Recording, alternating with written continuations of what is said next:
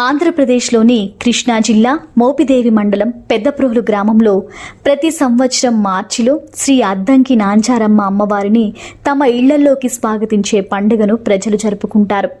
సాంప్రదాయాల ప్రకారం శ్రీ అద్దంకి నాంచారమ్మ 200 సంవత్సరాల క్రితం విశ్వనాథపల్లి నుండి గ్రామస్తులను ఆశీర్వదించడానికి గ్రామాన్ని సందర్శించారు.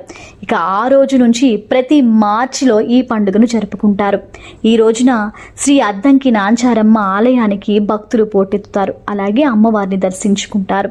గ్రామస్తులు తెలిపిన వివరాల ప్రకారం శ్రీ అద్దంకి నాంచారమ్మ అమ్మవారిని మార్చి నెలలో 15 రోజుల పాటు గ్రామంలో ఊరేగించి భక్తులను అనుగ్రహిస్తారని తెలుపుతారు. ఇక ఇంట్లోని వారందరూ అమ్మవారికి పూజలు చేస్తారు.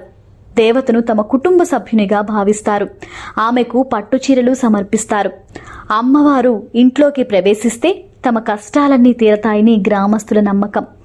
అమ్మవారు మా ఇళ్లలోకి ప్రవేశిస్తే మా సమస్యలన్నీ తీరుతాయని నమ్ముతామని, నాంచారమ్మను మా కుటుంబ సభ్యురాలుగా భావించి ప్రతి సంవత్సరం మార్చిలో ఉత్సవాలు నిర్వహిస్తున్నామని స్థానికులు తెలిపారు. ప్రతి సంవత్సరం సుమారు 1,00,000 మంది భక్తులు శ్రీ అద్దంకి నాంచారమ్మ ఆలయాన్ని సందర్శించి ప్రార్థనలు చేస్తారు. ముందు జాగ్రత్త చర్యగా పోలీసు బలగాలు మోహరించారు. నాంచారమ్మ ఆలయంలో వివాహేతర సంబంధం పెట్టుకునే వారికి కావాల్సినవన్నీ ఉచితంగా అందజేయడం గమనార్హం. ఇప్పటి వరకు 250 జంటలకు ఆలయ కమిటీ సభ్యులు వివాహ బంధానికి సహకరించారు. కూరపాటి కోటేశ్వరరావు అనే వ్యక్తి లక్షలాది రూపాయలు వెచ్చించి ఆలయ గోపురం, మండపం తదితర కట్టడాలను నిర్మించారు. శ్రీ అద్దంకి నాంచారమ్మ అమ్మవారిని తమ ఇళ్లలోకి స్వాగతించడానికి ప్రజలు ఈ పండుగను జరుపుకుంటారు. విశేషంగా సంతానం కోసం ఇక్కడ ప్రాణాయామం చేస్తారు. నాంచారమ్మ తల్లికి వడిబియ్యం సమర్పించి ఆలయం వెనక భాగంలో కదలకుండా నుంచుని అమ్మనామ స్మరణతో ప్రాణాయామం చేస్తే సంతాన భాగ్యం కలుగుతుందని భక్తుల ప్రగాఢ విశ్వాసం. దీంతో అమ్మవారికి ఇక్కడ మహిళలు మొక్కులు చెల్లిస్తారు. త్రిశూలధారిణిగా నాంచారమ్మ జాతర నేపథ్యంలో మూలమూర్తిని త్రిశూలధారిణిగా అలంకరిస్తారు. వివిధ రకాల పుష్పాలు, పళ్ళు, భక్తులు సమర్పించిన చీరలు, గాజులు, పూలదండలతో ముస్తాబు చేసి తల్లి స్వరూపాన్ని భక్తులకు చూపిస్తారు. నాంచారమ్మ తల్లి రూపాన్ని చూసిన భక్తులు కరుణించమ్మ నాంచారమ్మ అంటూ పూజలు చేస్తారు. క్యూ లైన్లు మొత్తం జనంతో కిటకిటలాడతాయి. అమ్మవారి సేవలో ఊరు పెద్దలందరూ నాంచారమ్మ తల్లివారిని దర్శించుకొని ప్రత్యేక పూజలు చేస్తారు. పండితులు పూర్ణ కుంభంతో స్వాగతం పలుకుతారు. అమ్మవారికి పూజలు చేసి జాతర ఏర్పాట్లపై భక్తులను అడిగి తెలుసుకున్నాము. అలాగే 400 మంది పోలీసులతో బందోబస్తు నిర్వహించి జాతరలో ఏ గొడవలు జరగకుండా క్రమశిక్షణగా జాతర జరిగేటట్లు పోలీసులు ఏర్పాట్లు చేశారు. విశ్వనాథపల్లి ఆంధ్రప్రదేశ్ కోడూరు మండలం కృష్ణా జిల్లాలో సాధారణంగా కష్టాలు, బాధలు చెప్పుకునేందుకు భక్తులు ఆలయానికి వెళ్తారు. కానీ ఆ గ్రామంలో మాత్రం అమ్మవారి ఊరిలోని ప్రతి గడప తొక్కుతారు. ఇంటింటికి వెళ్ళి పూజలు అందుకుంటారు. భక్తుల కోరికలు తీరుస్తారు. ఇంతకీ ఆ గ్రామదేవత ఎవరు, ఎక్కడ వెలిశారు, ఏమిటా ఆ గ్రామం ప్రత్యేకత తెలియాలంటే ఈ కథను చూడాల్సిందే.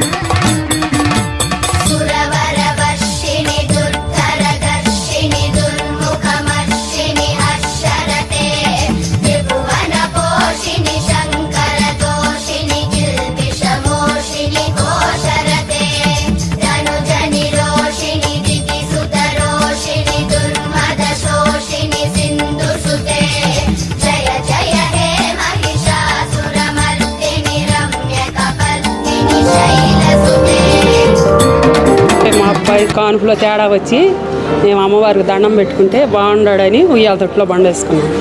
నేను చిన్నపిల్లప్పటి నుంచి వస్తానే ఉన్నాము. 1 సంవత్సరం రాకపోయినా 2వ సంవత్సరం అయినా 3వ సంవత్సరం అయినా ఎప్పటి నుంచో వస్తున్నాం. చిన్నపిల్లలప్పటి నుంచి వస్తానే ఉన్నాం. సత్యంగా అలా తల్లి చల్లగా చూసిద్ది, బాగా మా కోరికలు తీర్చిద్ది.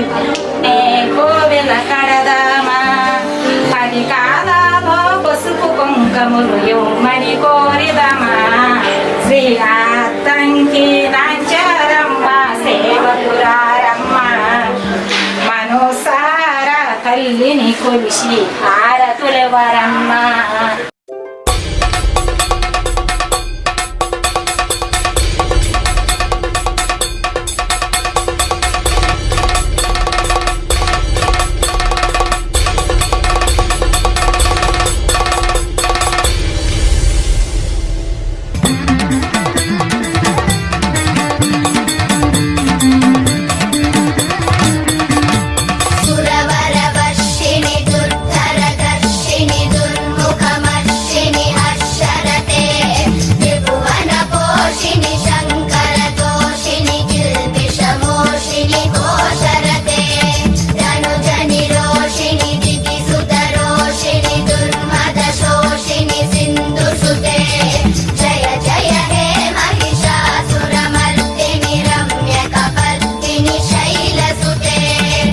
హైందవ భక్తులందరికీ కూడా నమస్కారం అండి. నా పేరు కొండవేటి నారాయణరావు. ఆంధ్రప్రదేశ్ కృష్ణా జిల్లా కోడూరు మండలం విశ్వనాథపల్లి గ్రామం. మేము ఆసాదులుగా ఉన్నాను. నేను ఎక్స్ చైర్మన్గా కూడా ఉన్నాను. ఇక్కడ మా గ్రామానికి అత్యంత ప్రాచుర్యం కలిగించినటువంటి అమ్మవారు శ్రీ అద్దంకి నాంచారమ్మ అమ్మవారు. ఆ తల్లి ఒక 200 సంవత్సరాల క్రితం అద్దంకి అనే ప్రాంతం నుంచి మా ఆసాదులకు సంబంధించిన పూర్వీకులు గోవులను ఆ రోజుల్లో మేత నిమిత్తం అద్దంకి అనే ప్రాంతానికి వెళ్ళి ఆ గోవుల ద్వారా ఈ అమ్మవారు ఇక్కడికి వచ్చిందని, ఆ తర్వాత ఇక్కడ ప్రతిష్ఠించడం పూజించడం జరిగిందని చెప్తారు. పాల్గొన మాస పౌర్ణమి సందర్భంగా అత్యంత వైభవోపేతంగా ఉత్సవాలు జరుగుతాయి. ఈ ఉత్సవాలకి చాలా పెద్ద సంఖ్యలో లక్షల మంది జనం రాష్ట్రంలో నుండి అనేక ప్రాంతాల నుంచి, ఇప్పుడు ప్రస్తుతం ఉన్నటువంటి తెలంగాణ రాష్ట్ర ప్రాంతం నుంచి కూడా అనేక మంది భక్తులు ఆ సంబరాలకి విచ్చేయటం జరుగుతుంది. అదేవిధంగా వచ్చే భక్తులకి ఇంకా ప్రత్యేక సదుపాయాలు, రూమ్స్ అవి ఏర్పాటు చేయాలనే సంకల్పంతో ప్రస్తుతం ఉన్నటువంటి చైర్మన్ గారు, ఈవో గారు వీళ్ళందరూ కూడా ఉన్నారు.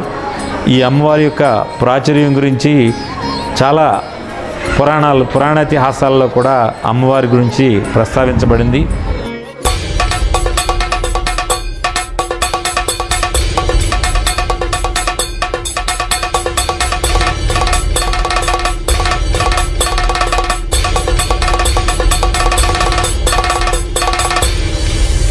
మరి శ్రీ అద్దంకి నాంచారమ్మ అమ్మవారు దాదాపు 400 సంవత్సరాల క్రితం నుంచే ఇక్కడ వెలిసిందని చెప్పేసి మనకి పూర్వీకుల ద్వారా మనకు తెలిసిన విషయం. అంటే మన కాలజ్ఞానం రాసిన పోతులూరి వీరబ్రహ్మణ్య స్వామి వారి యొక్క కాలజ్ఞానంలో కూడా అమ్మవారి యొక్క ప్రస్తావన ఉంది.